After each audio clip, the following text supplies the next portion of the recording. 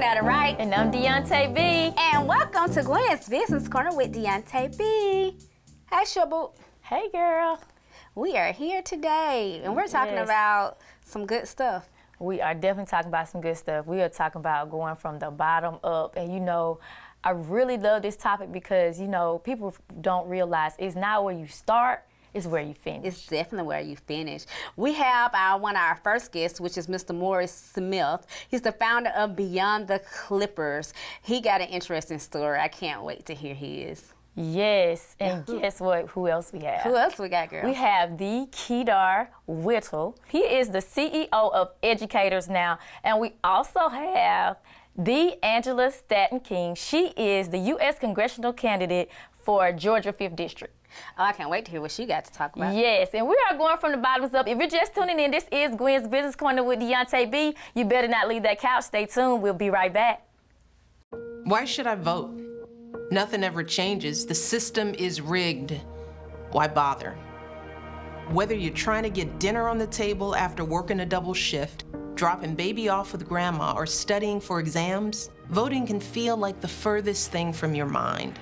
You might even feel like it's just not worth it. But that's exactly what some people want you to think.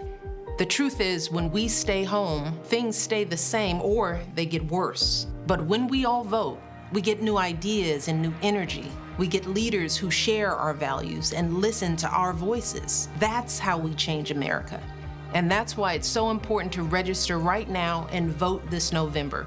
And in every election, go to whenweallvote.org or text We All Vote to 97779 to get started, and know that your vote will make a difference.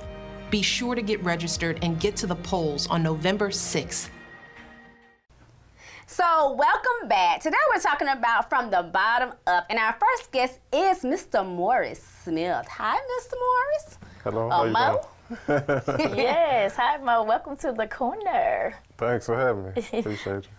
So let's jump right into it. So your background is in barbering. Tell us, what was your inspiration to get started as a barber, and what steps did you take to get started? Well, my inspiration was really when I was young. Picked up the clippers at a young age, 12, 13 years old, you know, messing up my head, messing up the guys' heads in the neighborhood. And, you know, from there on, I just, you know, I continued on. I never stopped. Okay. Just kept going. And through college, went through college, and after college, I opened up my barbershop at the age of 22, as soon as I finished college. Before that, to backtrack, it was a guy by the name of Grover, you know, who I was working with when I was in college. And I just saw how he was moving. He was an older guy, but I saw how he was moving, and I saw how successful he was. And I used to talk to him all the time. You know, he used to be on the back smoking a cigar, and I always used to talk to him about, you know, the barbering game, the barbering industry. And he had a business, but he was working a job at the same time. He used to work at B.F. Goodrich. And to me, that was motivation, because he had a full shop. He actually owned the shop, not just owned the shop, but he owned the business, the actual building, and he had like 10 people working in the shop, and I was like, he making money. Right. Wow. Yeah, so now you're a business owner, but you just said that you started out at the age of 22. Correct. So that was a very, very young age to be owning a business. So what were some of the obstacles that you faced, especially being so young and trying to balance finances, and what were some of the strategies that you used to overcome that? So I tell people this story all the time. When I opened up my shop, I honestly didn't have any money. After I depleted all my funds from opening my shop, I didn't have any money left. I think I called my mom and asked her for $200 or $300, and she was like, "Marge, you ain't got no money?" I was like, "Nah." I said, "I don't have any." But on the outside looking in, she thought that, you know, I was good because I was opening up the shop. But you know, from opening up the shop, you had to have the deposit for the building. You had to have, you know, the first and last month's rent. With commercial, you know, it's different. Right. And so my uncle, he helped me put the shop together. He didn't charge me much to put it together, because he was like, "Man, you know, I saw your mom struggle coming up. You know, I just want to help y'all." And he helped me. He helped me get to the situation and to the point where I'm at now. Amazing. Right. So this is the unique part that I liked about your story. So you have Beyond the Clippers, And I know someone who had like Beyond the Salon, but yours Beyond the Clippers. But hers is still in that industry. You went outside of that industry into real estate investing. Correct. And you teach other people to do that. What inspired you to go out to a whole nother profession like real estate? And why do you feel like it's important to help other people do the same thing? Correct. So I got my real estate license in 2006. So right after I opened up my shop, I went into the real estate game in 2006. It was a lady by the name of Miss Deborah Brown. She was to come into the barber shop before I opened my shop into the other shop, and she was always talking to me, hey, you need to go get your real estate license. I'm telling you. I was like, all right. So, in college, it wasn't a big deal to me, and I eventually just took her up on the offer. And I went and got my real estate license. But when I went and got my real estate license, I did sales for a while. And then, I bought my first house at 23. And then after that, I saw how, like, the investors were making profits. And I wanted to get on that side of it. I like, the sales were fine, but running around town, showing people houses, of course, you know how that goes. That's work. It's work. It's work. And so I wanted to get on the other side, and I rented out my house, moved to Atlanta, rented out my house, made profits off of that, and I was like, all right, I need to add to that. And that's what I did. I went out and bought more real estate, purchased more real estate. I just used the money that I had. Most of my properties are all paid off, and I just cash flow off of them. And the reason why I want to show people this, because in our game, in the hair and the barber industry, a lot of us, we don't have an end game. Right. A lot of us don't have an end game because we're making cash money, but we're not doing much with it. Right. I see it all the time. Right. We're getting cash every day, all day. And most people, don't know how to budget and manage their funds. So I try to show people how to manage and use that. And financial literacy is very important in our community. Yes. As a culture, we need to learn and understand that. And so that was one of the reasons why I created Beyond the Clippers. I wanted to go beyond the Clippers. I do real estate investing, and I wanted to show people how you can do these things with the money that you're making. Right. Okay. I love it. Yes. So what are some of the services that you offer? Because you do one-on-one coaching. So what are some of the services that you offer, especially to our young men? Because we know it's so much needed, just like you just talked about being 22, 23 years old and needing to invest. So what are some of those services? So I do offer one-on-one financial literacy coaching, also one-on-one consultation. So if if they need my help, and any type of guidance, and that's what I'm here for. I also offer like project management. I offer ways for people to find properties and locate investment properties. I just love it. Yes. So, lastly, tell the viewers how they can find you, and definitely for our stylists who are out there and you need to transition, tell them how they can get in contact with you. They can get in contact with me at Beyond the Clippers 2019 at Gmail. That's my Gmail. Also, I'm on YouTube, on Instagram, all social media sites. I'm there. All right. Well, thank you so much for coming down to the corner. Appreciate it. I thank y'all for having me on. Thank you. Well, there you have it. We are going from the bottom up, and coming up next, we got an educator in the building. Keedar is going to teach you all you need to know about tutoring and everything that goes along with that. And you need the educators in the building. So stay tuned, keep it locked. This is Gwen's Business Corner with Deonta B. We'll be right back. With virtual and in-office tax preparation from Expert Tax Service, you can file your tax return anytime, anywhere. Expert Tax Service makes it easy. Just log on to experttaxservices.com to get started. Our tax professionals will work with you to make filing your taxes simple, no matter where you are. Expert Tax Service. We're here for you at our offices in Columbus and Stone Mountain, or online nationwide at experttaxservices.com. Log on and get started today. Welcome back. So if you're just tuning in, we are going from the bottom up, talking to influencers, and we have with us the Keedar Whittle. He is an educator. Welcome to the corner. Hey, thank you for having me. Thank you for coming. Yeah, Yes. I'm blessed. Yes, yes, yes. In between two beautiful women. Thank you. So you have educators now, which is Yes. something very unique. So tell us a little bit about it. What was your inspiration behind it, and what steps did you start to develop it? Born and raised in Atlanta, and I knew I was moving back. I was moving back from LA, and I needed a job. So I was like, I really can't work for nobody, so let me start a business. But no, seriously, there's an extreme gap, and that's how I live life. I just try to fill the gap. Okay. And we need quality educators out there.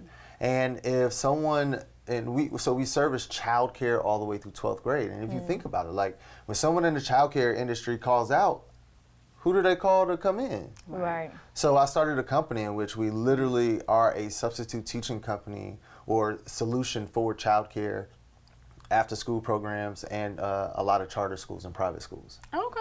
Wow. That's a good profession and very unique. It is. So what are some of the services that you guys offer, especially right now with everything being virtual? Because so many people for their children need these services, but with it being virtual, it's like, how do you get all that and Right. put it all together? It's a new pathway. So we still have our teachers that go to our child care facilities, and we have a couple of schools that are face-to-face, but for the most part, everyone is virtual. Okay. So I actually started another company called Tutors on Demand. Okay. And we deploy teachers into homes to help with that virtual learning. Because it was, literally, it was a show, Are You Smarter Than a Fifth Grader for a reason. Right.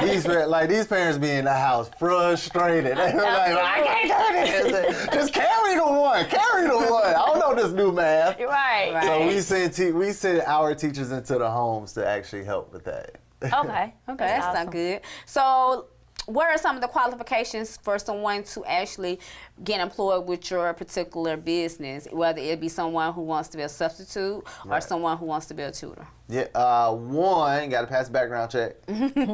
Hello. Right. Two, high school diploma or GED equivalent. Because we do service child care facilities, that's the minimum requirement. And pass a background check. So we take all walks of life. We have a lot of people that are in transition from one career to another career. We help bridge that gap for them as they help us. Parents who now have a different home dynamic, maybe a divorce or someone has passed away. Entrepreneurs. Real estate, you can't sell that next house, you need to still pay that Right. cell phone bill. Come on over. Right. I mean, that's good. That's a good backup plan for a person, because a lot of times, especially entrepreneur, you don't have no backup plan. You just trying to hustle, just out there. but having something else that Right. you can go and make some income. Come on over here and substitute. Right. Be a positive influence to the kids. And substitute teach, make some money, put a little money in your pocket, and help everybody win. Right. I like that. Right. Yeah. So how has COVID-19 impacted your career as an educator, especially with all the things you just named, and now you got COVID-19, so you have to take all these precautions? Right. Yeah. I mean, COVID. So we send out about 8,000 subs a year. We do over 100 permanent placement positions a year. Wow. COVID, since March, we've operated at probably 25%. Oh, wow. So it's it really hurt the business from a numbers perspective. But we took that time to really improve our processes. Okay. We took that time to do a deeper dive and look into the business of how we can make it better, how we can expand, how we can service in a more pristine way. So COVID helped us in the sense of growth. And now numbers are getting better. Now we have much easier processes in place. So, I mean, I look at things as sometimes it could be, if you turn it into a blessing, it will be. I love it. So before we get out of here, of course, a lot of people need a job, so you got to tell them how to find you. But you got this cute little buddy. Yeah, we made America right. great. So tell us a little bit about the buddy, and then tell everybody how they can contact you or find you. Right. We made America great. I mean, I just think if we celebrate people of color, we give other people examples, and we give each other hope. And it's all about encouragement. Like, we can talk about what happens to us all day, but I also want to talk about what we do. Right. Like how we thrive. Right. How we are celebrated amongst any field of human endeavor. there. Did you know the person who invented the GPS was a black lady? Right. Come on. Like, who knew? Right. Maybe we got to celebrate things like that. I love it. I'm here at Keedar, Keedar. If you need a job, hit up at Educators Now, LLC, at Tutors on Demand, LLC. Yeah, hit me up. Don't email me, because I'm not going to email you back. Oh, Lord. Email the office at Educators Now, LLC, or hello at Tutors on Demand, LLC. I love it. I love what you're doing. Keep doing you. Yeah. No, I appreciate this, man. This is called dedication. Y'all got beautiful yellow rug, everything decorated. Nice. They got people in here working. They give you water when you come in. They over here They got this one Tiffany in the back. She tell you where to go. You know what I'm saying? Yeah. They got it popping in here, so I appreciate y'all, man. All right, we appreciate you. Thank you so much. Thank you. Well, there you have it. And coming up next, we have D'Angela Stanton-King. We're going from the bottom all the way up. This is Gwen's Business Corner with Deonta B. Stay tuned. We'll be right back. Hi, I'm Deonta B of Gwen's Business Corner with Deonta B. And you can catch us every first and third Monday on Fox 54. If you would like to be a show guest, contact us on Facebook at Gwen's Business Corner, or you can email us at gwenbusinesscorner@gmail.com. So welcome back. Today we're talking about from the bottom up, and our next guest, she has a story for you, Mrs. Angela Stanton-King. Welcome to the corner. Thank you so much. I'm so honored to be here with you ladies today. Thank you. Yes. Thank you. All this beautiful blackness I'm surrounded by. Thank you, lady. So you're the founder of American King Foundation. Tell me, what was your inspiration behind it, and how did you get started? Wow. Well, my inspiration behind American King Foundation is an organization that's focused on returning citizens and reuniting American families. And how I got involved in that was my own personal story. Back in 2005, I had been arrested for a nonviolent crime, which was title fraud, and I was pregnant at the time. And I ended up giving birth to my daughter chained to a bed with a sheriff watching. And 24 hours after her birth, she was taken out of my arms, and I was sent back to an overcrowded prison. So of course, being released from prison 2.5 years later, just given a $25 check and a bus ticket, you guys can imagine some of the hurdles that I had to face, not only being a single mom of 4, but also being a convicted felon. So we couldn't get any government benefits, we didn't have anywhere to live, we couldn't get any Section 8. So it was just a real struggle and a battle for me to get my feet back on stable ground and to turn my life around and become successful. And so from my own personal experience and what I learned and taught myself over the years, I began paying attention to politics in 2018. And I saw how the media and all of America was talking about family separation at the border, and how everybody was saying it's Trump's fault. He's separating families. And then something clicked in my mind, and I remembered back in 2005 when I was chained to that bed giving birth, and Trump wasn't president. And I was an American citizen. So I realized then that family separation is not just at the border, it's in the border. And if we're gonna say that the children at the border are traumatized from being separated from their parents, then what about our children? If we're gonna talk about children in cages at the border, what about our children in cages throughout juvenile detention centers across this nation? And so for that reason, I started American King Foundation. I've been successful in creating 4,000 jobs for returning citizens. I've also been successful in helping to pass the First Step Act with this current administration. And the president also used my own personal story to make it illegal to chain women to the bed during childbirth. Oh, wow. That's 2 months after that, I got a full unconditional pardon from the president. And I took that pardon and ran with it. And that is why I am running for United States Congress for the 5th District of Georgia today. Wow, you definitely got a story from the bottom up, girl. Yes. That's amazing. From prison all the way to the palace. Oh, wow. Yes. It's amazing. So you talked about running for a congressional candidate. So what are some of the challenges that you have faced in the transition going from being a reality TV star to being someone running for Congress?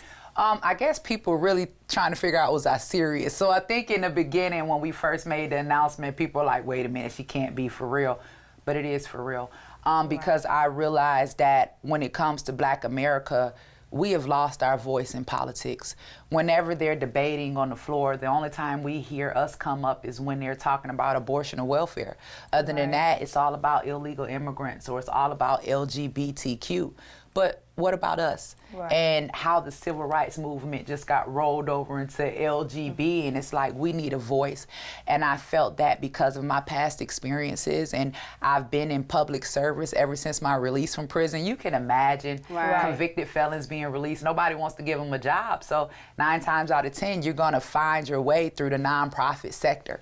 And so I've worked in the nonprofit sector for the past 15 years, first being a servant to then learning how to create nonprofit organizations and going on to create over 500 nonprofit organizations in the state of Georgia alone.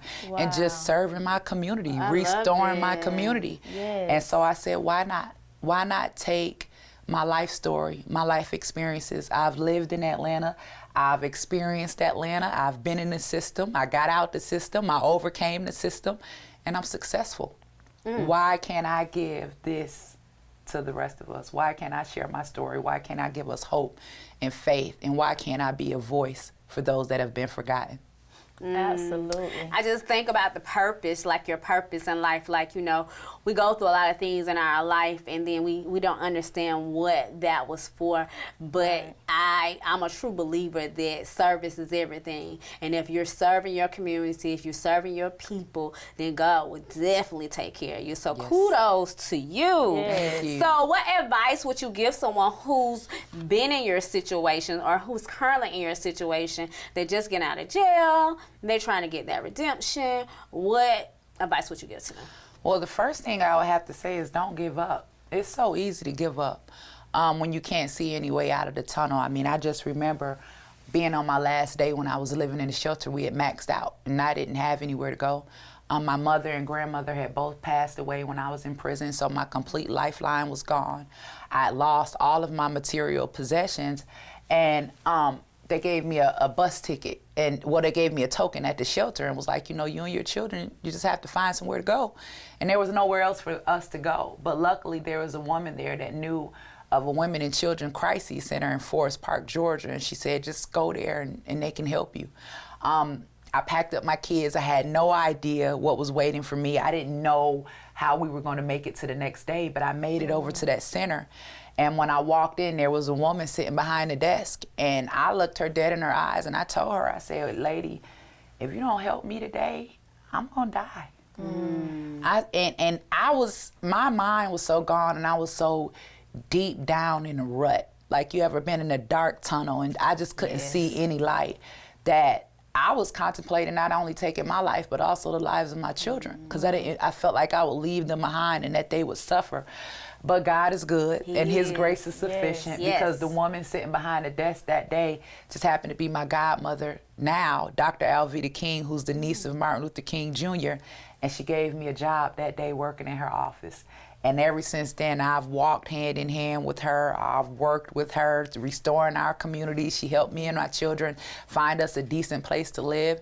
And I just took off from there. And the only thing she ever asked me was, I just want you one day to be to someone else who I was to you. And so here I am running for Congress, fighting for us. Oh, Wow. You got a powerful story, girl. Thank you. Thank you so much. So what are some of the steps? Because I know there are so many people out there that want to run for Congress, but they think that it's so, like, it's untouchable to be able to obtain it.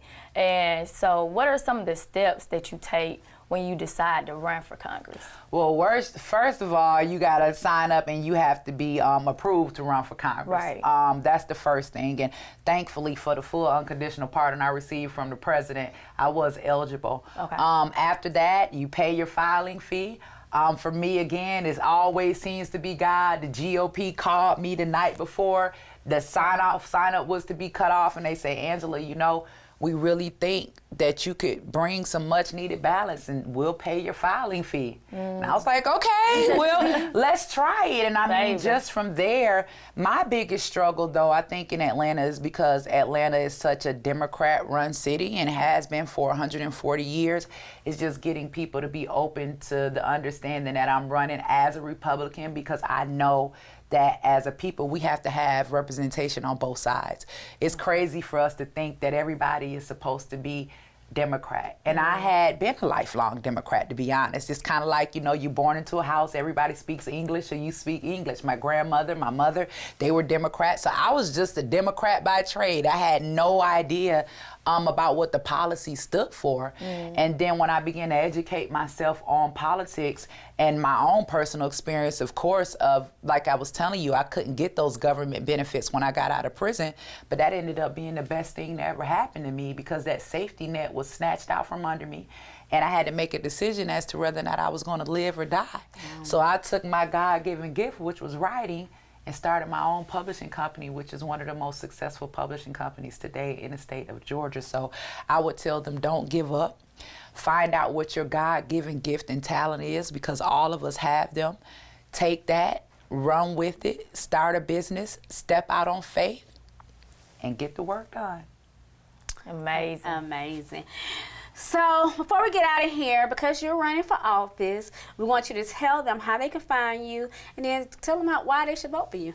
Oh, wow. Well, you should vote for me because it's time for the real to be in politics. So many times have we been lied to. So many times have we been served broken promises. Listen to what Joe Biden said to Charlemagne the God: if you don't vote for me, you ain't black. That's not an answer, right? We deserve more than that. It's time to put people in politics that represent you. Not only that, when have you ever seen someone of myself saying that they're running as a Republican? It's time that we have Republican representation, and I'm willing to be just that. It's time for truth. It's time for transparency. It's time to make sure that we are protecting our children. We live in a very hypersexualized society right now. Someone has to be bold enough to stand up and to fight back. It's important for us to protect our religious freedom. School choice is important. Fostering entrepreneurship. Everything that's on my campaign is about common sense and what's right. You guys can find out more about my campaign at Stanton-King4Congress.com. And I'll tell you something, you can follow me on IG, but if you're sensitive to the truth, don't do it. The Angela Stanton. Well, thank you so much for coming down. Thank you, wonderful women, for having me. I appreciate it. From the bottom all the way up. Yeah. Congress candidate. Yes. Yes, I love it. So today we talked about from the bottom up. Our guest today definitely gave you some stories of how you can strive when you're starting from the bottom all the way up. But we got to get out of here. So definitely follow me, Gwennetta Wright, at Gwennetta Wright on all social media outlets. And definitely follow Gwen Business Corner on all social media outlets as well. Dee, tell them how to find you, boo. Well, you can find me at all social media outlets at The Real Deonta B. This is Gwen's Business Corner with Deonta B, and we got to get out of here. But we want you to remember that it's not where you start, but where you finish. See you next time. Peace. Peace. All right.